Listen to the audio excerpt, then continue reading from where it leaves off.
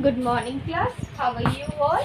Hope you are enjoying your holidays with your studies. Okay? Today we start the first poem of our book Honeydew, and the title of the poem is The Ant and the Cricket, and the poem is taken by from Ashok fables. Ashok fable मतलब लोक कथाओं से लिया गया है. ठीक है. Now ये जो ant and the cricket, as you all know, cricket के बारे में आपको पता है क्रिकेट किसे कहते हैं?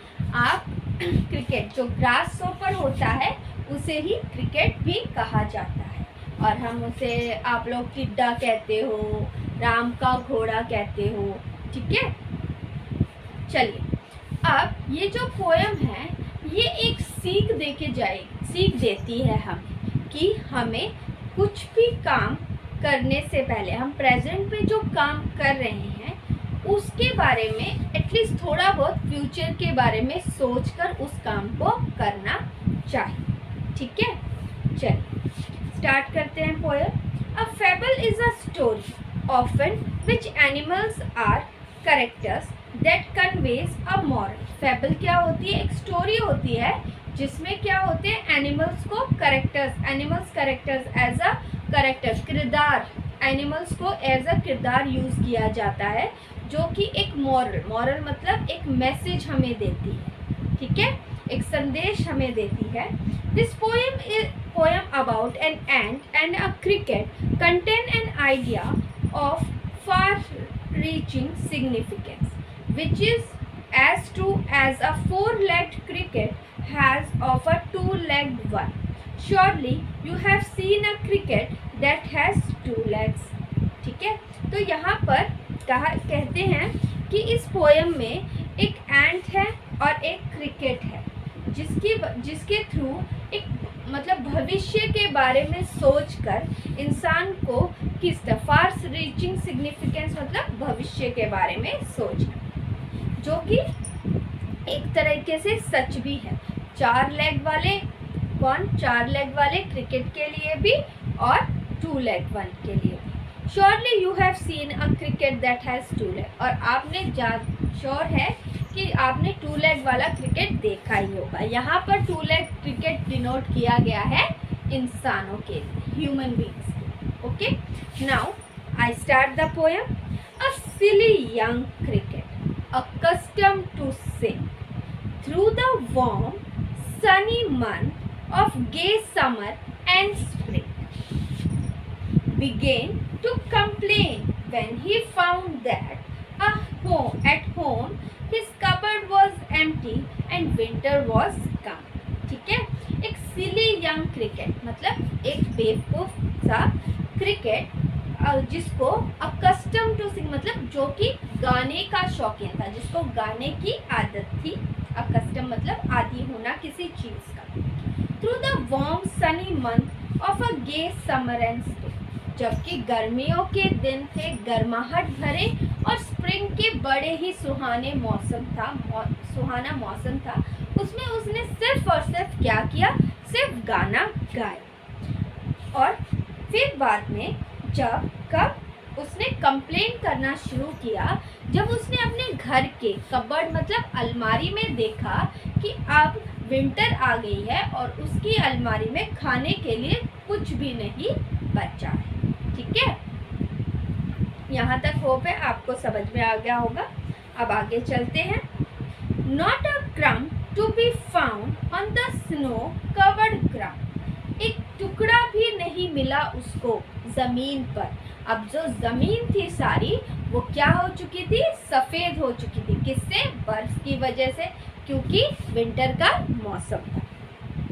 Now not a flower could he see, not a leaf on a tree.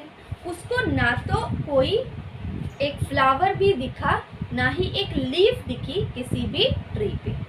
ठीक है. आपने देखा होगा जो विंटर सीजन होता है उसमें मोस्टली क्या हो जाता है? पतझड़ आ जाता है. जो सारे पेड़ हैं उनके जो लीव्स हैं और उन पे जो फ्लावर्स आने होते हैं वो सब बंद हो जाते हैं. ठीक है.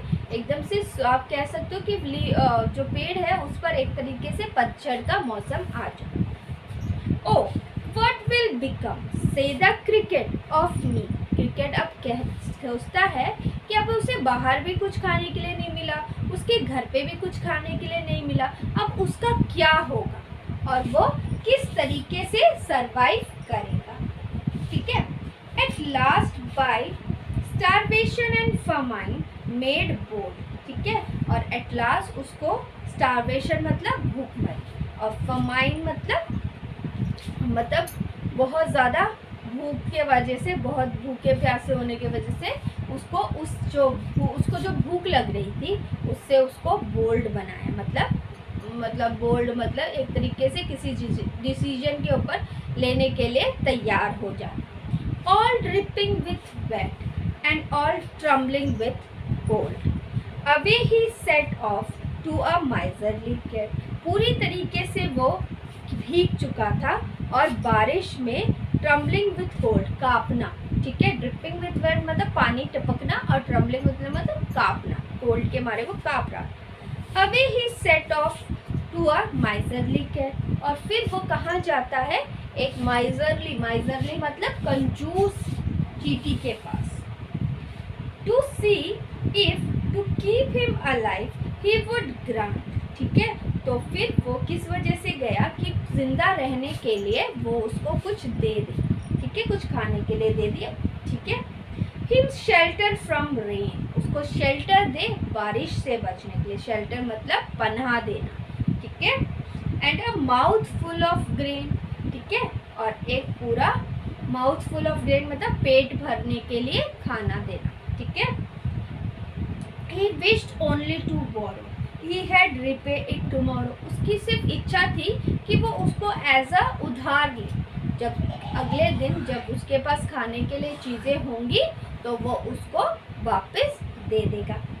If not, he must die of starvation and sorrow. अगर वो उसको खाने के लिए कुछ नहीं देती है तो वो भूखमरी के कारण और sorrow मतलब दुख के कारण वो मर जाएगी.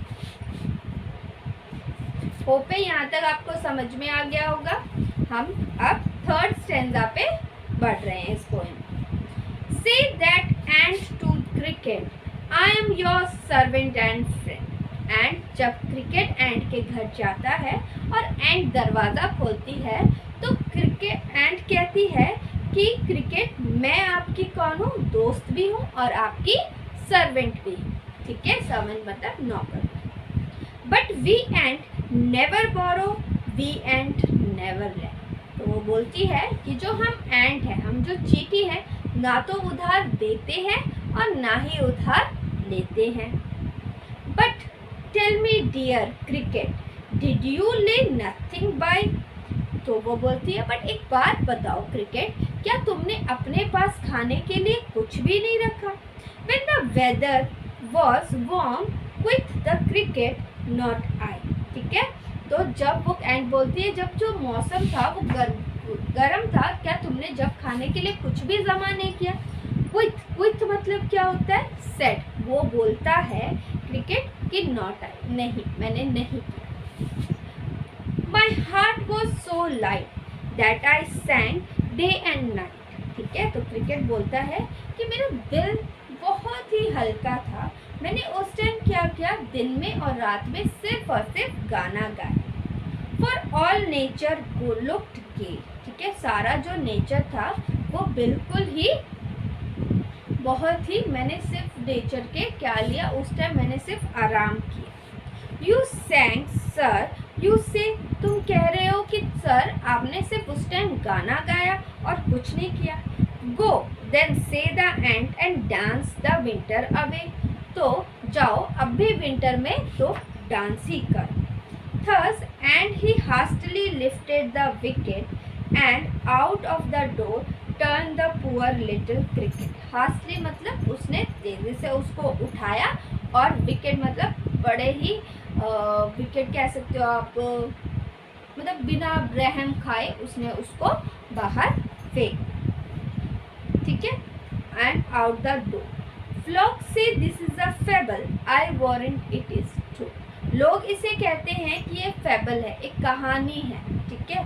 बट मैं इसे कहता हूँ कि ये सच्चाई है. Some crickets have 4 legs and some have 2. कुछ क्रिकेट्स के पास 2 लेग होते हैं और कुछ के पास 2. मतलब इस पोएम के थ्रू कहा गया है कुछ इंसान भी ऐसे होते हैं जो कि भविष्य के बारे में नहीं सोचते हैं और बस जो टाइम है उसमें वो सिर्फ एंजॉयमेंट करते रहते हैं. ये नहीं सोचते हैं कि हमें भविष्य के लिए भी कुछ करना है. ठीक है, ये आपकी पोएम एंड हो गई है.